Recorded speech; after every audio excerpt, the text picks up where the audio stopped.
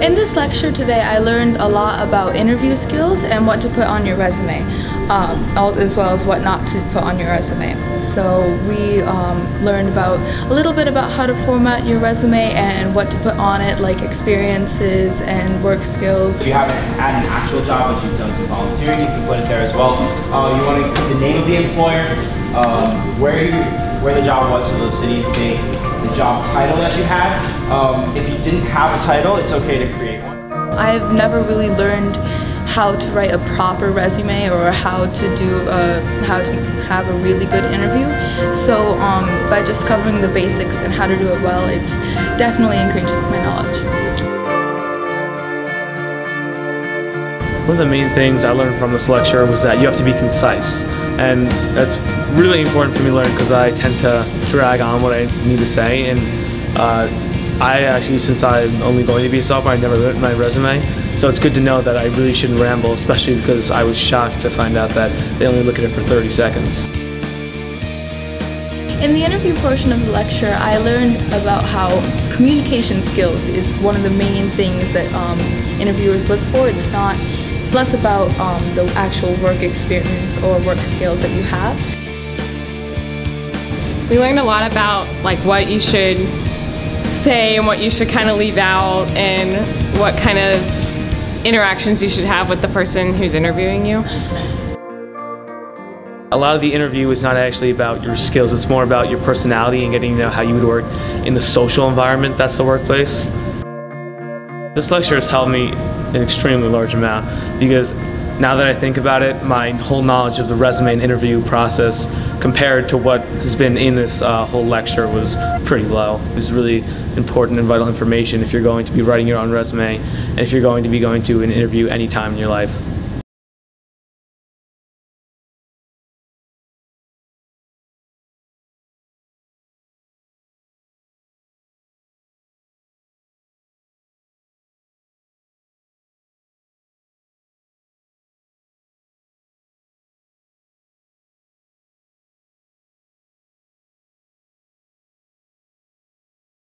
That also goes for colleges too, like when you're writing college application essays.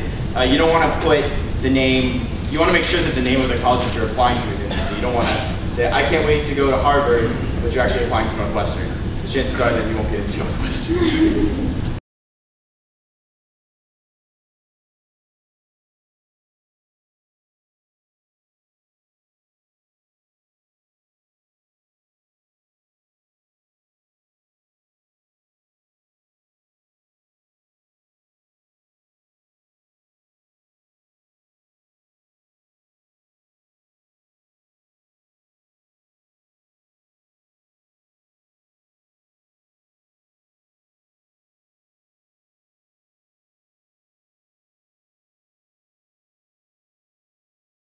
But granted, you don't want to get too out there or too outside the box.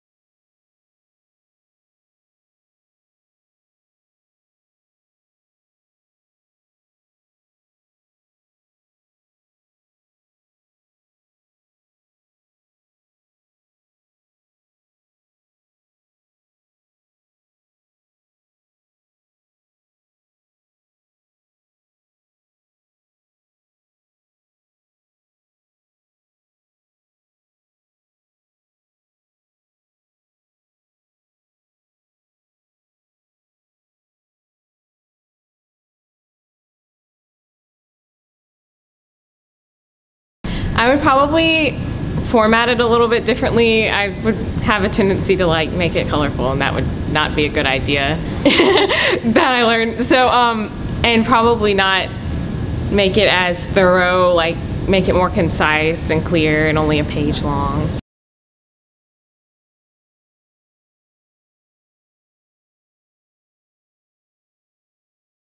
And that you've done the research and you know what you're applying for.